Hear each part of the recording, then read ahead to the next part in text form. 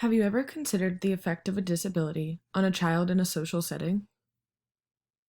That is what I'm going to be talking about, as well as adding different variables to attempt to increase social interactions between children.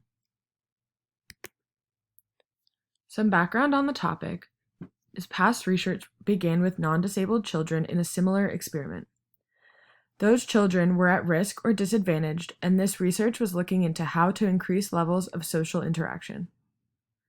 Following the idea of increasing levels of social interaction, the integration of disabled and non-disabled children was tested to see if there would be a positive outcome.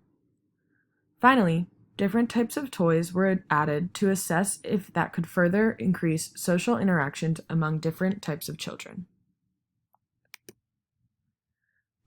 The study was aiming to combine many of the past concepts to investigate social toys versus isolate toys on the social interactions of children with or without disabilities.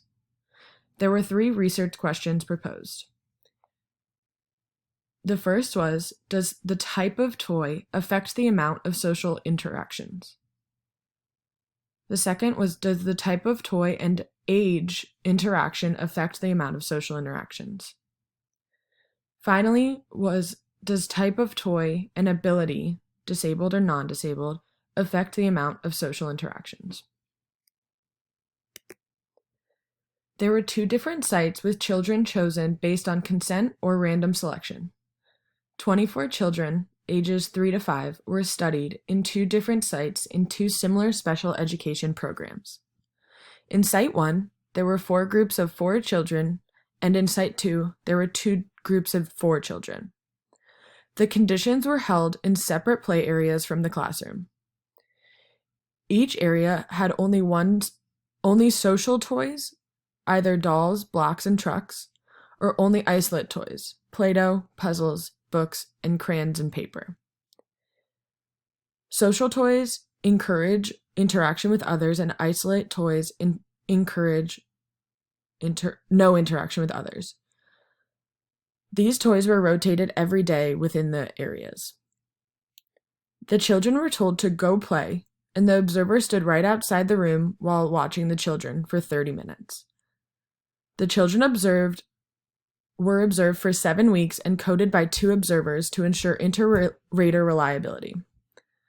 The researcher was looking for frequency of social interactions as well as type of interaction, being positive or negative. Each child was observed individually for 5 minutes in random order.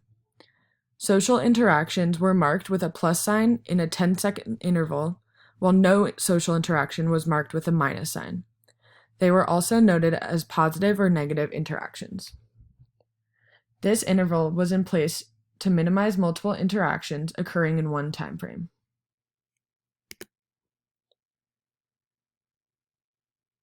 Overall, there was a greater social interaction in the condition with social toys across all the variables. As to the interaction with age and toys, 5-year-olds had significantly more social interactions than any of the ages.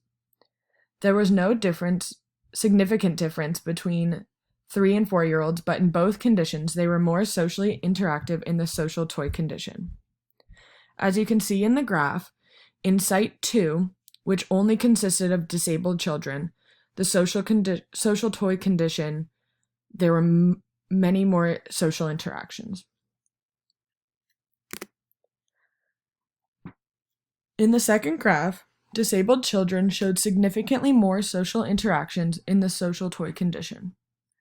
Non-disabled did not show a significant difference in either toy condition, but did show a significant overall difference of higher social interaction than disabled children. There was no specific hypothesis stated. However, the results were not surprising, and they were consistent with past findings. 5-year-olds are expected to show higher rates of social interactions in general compared to 3 and 4-year-olds, so their overall higher scores were not shocking. One result of note was that disabled children were more influenced by type of toy than non-disabled children.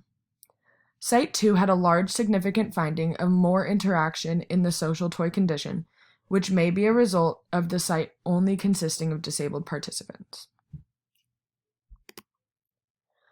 A limitation of this study is that it was carried out in a small town in Kansas, so the results may not be generalizable. Another limitation was that Site 2 only had disabled children, which limited the amount of interactions they could have seen between the disabled and non-disabled children, and also may have skewed the results of the comparisons between sites. There are many ways to carry out and expand on this research.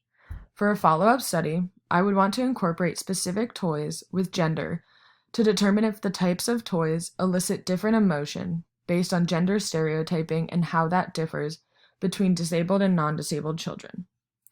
Also, adding videotaping to be able to look back and code for the quality of the interactions would increase the depth of this study.